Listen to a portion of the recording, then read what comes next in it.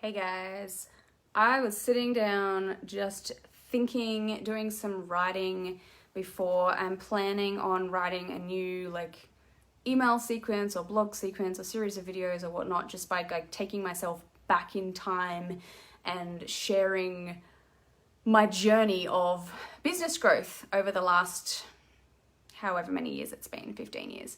And I've been noticing that a lot of new people that have been joining this group, I have questions that people answer when they join the group so that I can get an idea of the type of people that are in here, the type of businesses that people have. And lately I've been, there's been new people, hello, welcome, who are relatively new in business and are trying to grow. So what I've been doing is taking myself back in time in my head and thinking about, well, what are some things that I can share that will help people who are new in business to kind of grow a little bit faster. And one of those things that popped into my head just before was how I managed to go from 1 to 3 stores.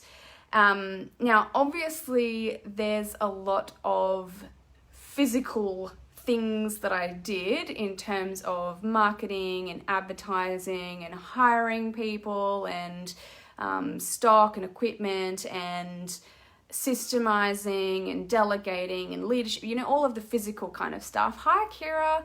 And who else was there before? Chrissy joined. Say hi if you're there so I know who's watching, because it doesn't tell me people's names when they join anymore, which is annoying. But yeah, so there's lots of physical things, obviously. It's obvious that there's lots of physical things that you need to do in a business to keep it growing. Marketing and advertising is a huge part of that, and that's something that I'm very passionate about. But it's not the actual real reason as to why, when I had my salons, I went from 1 to 3 stores. And that's what I want to share with you today, because I feel like it might help some of you guys who want to grow. Caddy, hello. Hey, Chrissy.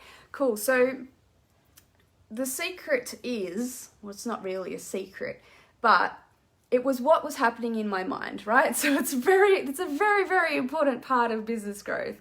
Hey, Kira. Is there 2 Kiras on here? Now there's 3 Kiras. What the hell? Oh, the Kira's coming out today. But what goes on is in here, in your mind, what you think about yourself and what's possible for you, and the belief that you have is very, very important. And you've probably heard this before, what you believe is possible for yourself is what is possible for yourself. And I talk about stuff like that all the time. It's totally the Kira Club now. It's coffee with Kiras. Coffee with Kiras. I don't have a coffee though. But what happened was, and this is what I was just remembering before, is I started off with my home salon, right? I had in the garage of my house, it was this dirty, dark, scummy little room that I had a very limited budget, but I loved making it look pretty. I loved, Kyra, okay, there's Kyras and Kiras, and Chrissy. And let me know if any of you guys can relate to this, especially if you're in the beauty industry in some way, you like making things look pretty. And I've always been an artist and a designer, so branding and decorating is something that I've really enjoyed as a part of, Kyra remembers it, of business. So even though I had a really limited budget in the beginning, I would go to the Reject Shop or a cheap shop or Bunnings or Kmart or whatever, Spotlight, and I would use paints and fabrics and fake plants and fake flooring and stuff, and I would really make the room look nice, and I'll have lamps and posters and stuff like that. Yeah, always refreshing the salon and upgrading slowly. So I loved that part of my business. And then when it was done, I was like, I want to do it again. So that was a desire that I had, literally just to go through that experience of renovating. It wasn't really renovating, it was just decorating an empty room and turning something drab into something fab, let's say. And then when I opened my first salon, because the business had kind of outgrown my house and I wanted to be able to employ people and I wanted to up level myself. I had this desire or this challenge to okay, I'm done with being a home salon owner. I want to be an actual business owner. So it was just like, not that you're not a business owner if you're from home. I obviously still was a business owner, but I had the desire that I wanted to do that. And Katie's here, they're all Katie's. How funny. And so then when I opened my first salon, I enjoyed that so much again too. It was like an ongoing project of like, how can I make things look prettier? How can I add to this? What can I buy? Like new furniture, new stuff. So I'd make profit and I'd just like, you know, put it into growing, like just making the business look better, online and offline. So I was always really into like marketing and branding and my website and social media and stuff like that.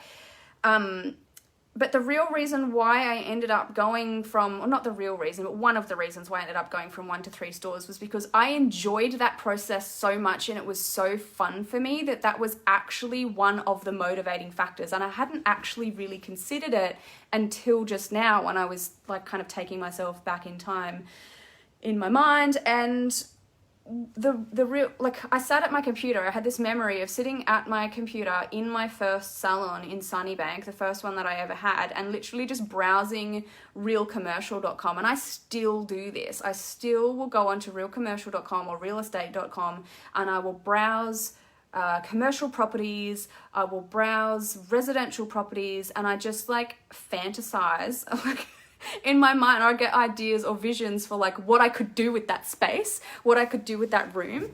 And so the moment when I went from 1 shop to 2 shops was when I was literally just on my computer and I was browsing realcommercial.com and I saw this space. It was just an empty room with a toilet and a sink and whatever like attached to it in East Brisbane, and on a main road. It was like, so I saw this listing. I'm like, oh my God, that would look amazing with like shop front sign on it. It's on a main road. There's a car park out the back. It's a really small space, but I could get really like crafty with it and I could paint this. I could put a mirror there. I could put a bookcase there and divide it and then make like a tanning section room like behind the other section. I could put a curtain up. I could do all of this kind of stuff. I'm sure it is. There's a part of, that's a different topic. I'll come back to that. Anyway, and all that happened, so I could have just kept that as a fantasy, right? I could have just thought, oh, that would be cool to do, but I'll focus on what I'm doing now, or I shouldn't to do too much, or most other salons aren't doing that, or whatever. Like I literally did not pay attention to what anybody else in my industry was doing, what anybody else thought or would think. Like that, I didn't even cross my mind. It didn't even question myself. I didn't compare myself to others. I didn't think smart about whether it was the best thing to do with my money. I kind of didn't really know what I was doing with money at that point anyway, but it worked itself out because I trusted that it would. And I knew I wasn't putting myself into any kind of financial risk because I knew the profit that I was making in my first store could cover the rent of the second one because it was a crappy little space, but I did it up because I'd already done that in the garage of my house, right? So I knew I could do it again. And so I literally just requested an inspection, and then I showed up to the inspection, and then I applied to rent it, and then I just did it. I literally just did it. And then I did the same thing again with my third store. Like it was like a year later. It wasn't like, I'd get one working and done first and then have employees in it and whatever and then move on to the next one.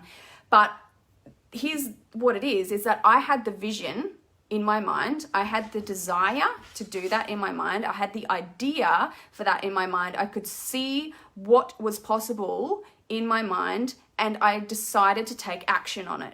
I didn't sit there talking myself out of it or worrying about what somebody else was going to think or needing or wanting or requesting the approval of anybody else, not my accountant, not my partner, not my customers, not my staff, not my mum, my parents, whatever. My dog's scratching at the door, so if you can hear that, she wants to come in. And I literally just allowed myself to give myself permission to follow my desires. Kira said that's exactly what's going through my head right now. Yeah. So And then as soon as I realized that, I was like, oh, okay, I have to make a video. I have to go in there because I'm pretty sure there's going to be someone else who's doing the same thing and has a desire, has an idea, has something that they want to do with their life or with their business just for fun, just because it brings them pleasure, it brings them enjoyment. It's a challenge. It's exciting. And so I want to be the one that talks you into doing it. I needed to hear this. Yes, don't let other people tell you what to do with your life, with your business. Of course, you can care about people. Of course, you shouldn't do things if it's really going to if it's bad for other people. But things like this aren't bad for other people. They're good for other people. You are talented. You're amazing. If you're an entrepreneur and if you have the ideas and if you have the desires and if you have the gifts and the strengths and if you've done it once, you can do it again. So I guess what I'm coming in here and wanting to share with you is that if you have an idea, if you have a desire, if you can see a vision for the future that you want, it's possible and it's real. You just need to take action on it without overthinking it. So that's actually how I got from 1 to 3 stores. I didn't plan it. I didn't sit down at the beginning and do a business plan for 5 years and say I want 3 stores in 4 years or whatever. No, there was none of that. It was literally just, this is what I feel like doing. Cool, I'm going to do it. So yeah, what did Kyra say? I'm actually doing a vision board as you talk for my next project. Good stuff. Awesome. And that brings me just to what you think is possible for yourself is what will be possible for yourself as well. And you guys have seen me post about this all the time. So I did just see that Dee said, I wish Darwin was big enough for 2 salons. And I was born in Darwin, but I haven't been there for a really long time. So I don't know much about Darwin business market, unfortunately. But part of my brain is of course it is. Of course it is. I'm sure there's space for 2 salons. Maybe they can specialize in slightly different things though. Maybe you can think about, well, what does the market want? What does the market need? But also, what do I want? What would be fun for me to do? Is it about what's right for Darwin or is it about what's right for you? What would be a fun project that's going to make you enjoy your life more? So sometimes you're you can make smart business decisions that are based around making the most profit that you want to make, but you can also make business decisions that are allowing yourself to enjoy your life by being completely you, not questioning yourself, not doubting yourself, not worrying about what the fuck the market's going to think or what your competitor's going to say about you. I know that other people, even in this industry now, people tell me that other people say things about me and how I do things or whatever. And I'm I don't give a fuck. I do. There's a part of me that always does care, but then it's but this is my life. This is my life. That's their life. This is what I want to do. So I'm going to do what I want to do and what makes me happy. I'm not kind of going to try and do things the way that everyone else thinks they should be done or that everyone else is doing things because that doesn't light me up, right? Does that make sense? I hope it does. I feel like I just went on a massive rant. You've got to do what you want to do with your life. It's not just about making smart business decisions. It's about having fun. Kira said, did you do a complete fit out with any of your stores? That's what I'm worried about the most. I love being creative, but it's more on how much it will cost. Well, I was actually really stingy in the beginning with mine. I didn't go overboard. I've always been really good at finding cheap deals or just being really creative with stuff, I guess. I wouldn't say stingy, but I would just go for the cheaper options, but still make things look good. This behind me, this is just 2 bookcases from Officeworks that were $100 each, and then I just put a bunch of little things on the shelf, and that makes me happy. That was I had the idea for this. I was sitting at the computer doing a video, and then the background looked like crap, so I was I want to make the background of my videos look good so that I can do live streams at my computer when I feel like it, at my home office when the kids aren't here or whatever, but I need to have a pretty kind of background. So that was fun. So yeah, Marketplace is great. Secondhand stuff is great. Yeah, I always did Bunnings and Spotlight and, it totally depends. And that's personal preference. Maybe you love spending money on expensive stuff, really good quality stuff, and that's what lights you up and you feel great about that. For me, I feel really satisfied when I can create magic out of scraps. If that's a thing. Not scraps, but take a really blur place and make it look good with lights, with paint, with colors, with decorations, eBay, Amazon, Alibaba. Like I import a lot of stuff really cheap online. Yeah, so I hope that kind of helped to give somebody a little bit of a push to just do that thing that you're thinking about doing, that you're questioning yourself, that you're talking yourself out of. If you do it and someone questions you, just say, Carissa told me to. Put the blame on me. I don't mind. But I just want you to live a life and run a business and grow a business that makes you feel satisfied with what you're doing. Does anyone have any questions? Caddy says, I've just gone from renting a room in a hairdresser's to opening my own salon. Claps for you. Yay. I'm not a beautician, but when I was doing makeup, clients kept saying I should open a salon. I was like, yeah, why the hell not? So here we are. Excellent. That's exactly right. And that's exactly how simple it can be sometimes. Like, I mean, there's no rules as to, like, just because I did it without loans or a credit card, it doesn't mean that it's wrong to do it with loans or a credit card either. Like I've known people that they wanted something, they didn't have the money, but they trusted themselves, they were invested in themselves, and they went and got a business loan, or they put something on a credit card and they made it work as well. So there's no right or wrong way to do anything. It's just that, you got to do things. Caddy said I hired the only beautician in town. Oh, good job. Well done. That makes me happy. And I think that's the best way to just do business. Like, obviously educate yourself, obviously know what you're doing with money, make sure that you're profitable, investing time into your marketing and branding and stuff like that. But really the secret to growth sometimes is just taking action on your ideas. Just take action on your ideas. Don't talk yourself out of them. Bryony Cole said, I so needed to hear this today. I'm looking at moving into a bigger space and to go from it just being me to having potential to have staff. Eek, yes, it's exciting and it is scary, but it's exciting and scary at the same time. And that's what makes it interesting and that's what makes it thrilling. And it's that nervous anticipation of, what could be. And I think it's just a big part of it's catching your thoughts out. Sometimes if you start thinking, what if it doesn't work? What if it doesn't work? Like those kind of thoughts are going to be more likely to make it not work. So if you just catch yourself thinking those thoughts and turn it back around to like, what if it does work? I'm going to figure out how to make it work. I'm going to ask for help if I need help. Like there is so many resources out there, books, YouTube videos, coaches, courses. Like the internet is literally, you can learn how to do anything these days. So there's really, I don't believe there's any excuse why anyone can't do the things that they want to do other than what you tell yourself in your mind. Jasmine said, I love your work. Thank you. Do you aim to stand out in business or do you follow a template or both? I never follow a template with anything. I actually can't follow a strategy. Even if I create my own strategy or rules for myself, I will break them and fuck it up because that's just how my brain works. So everyone's different though, right? So if that is what feels good to you, if you like having a plan and a strategy and a template and you like following them, then that's great.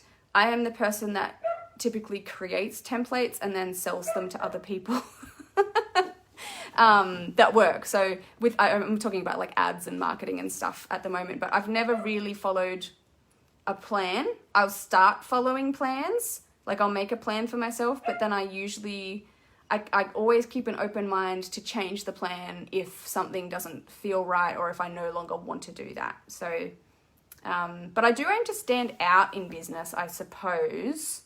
I like to make sure that my branding is noticeable, but I don't go and like look at what everyone else is doing and kind of compare myself to them, if that makes sense either. Like, because that does put me in a negative thought spiral. So I tend to try and block out as many other people in my industry as possible. Not that I don't like them or anything. Like I love other people, but it makes me, when I look at what other people are doing too much, I start thinking things like, oh, maybe I should be doing it like that. Maybe I should be doing that. Maybe mine thing's wrong. So instead of that, I try and just focus on what I feel like doing. And also I think about my clients and I think about myself as my ideal client, and I pay attention to what you guys are talking about and asking in the group and stuff. And then I make that my primary focus. So I don't know if that answered the question or not. I think it's important to just listen to yourself, listen to your thoughts and your imagination. And if you think something sounds fun or cool, then that's what you should be doing. Katie said, I have a nearly 9-month-old and me and my partner are swapping job roles. He's going to be staying home with our son and I'll be working for someone and setting up a salon at home as well. That's exciting. Working towards building a studio out in our garden. That's cool. We finally bought our house so I can go forward with what I've been wanting to do for the past 5 years. Hooray! Well done. Congratulations. That sounds really fun. That sounds good. And yeah, it's fun to have those like projects to work on, because that's one of the reasons why sometimes you get really unmotivated, or I mean that's the case for me. Sometimes if I feel like I'm getting really unmotivated and I don't know what I'm doing with my life or business, it's because I don't have any kind of like new project or goal to work on. So little things like just doing this bookshelfy thing behind me just gave me that oomph again, that excitement of like, yes, new project, new something that I need to get to decorate. I'm trying to think of another new little mini course that I want to create, or a new book that I want to write at the moment. I have too many ideas for my own good though, and I can't decide on anything about there's something brewing at the moment, but I'm not trying to force it. I'm waiting for it until it's clear. But yeah, it's important to have those like something new to work towards, something new to pull you forwards, to keep you aiming for something bigger.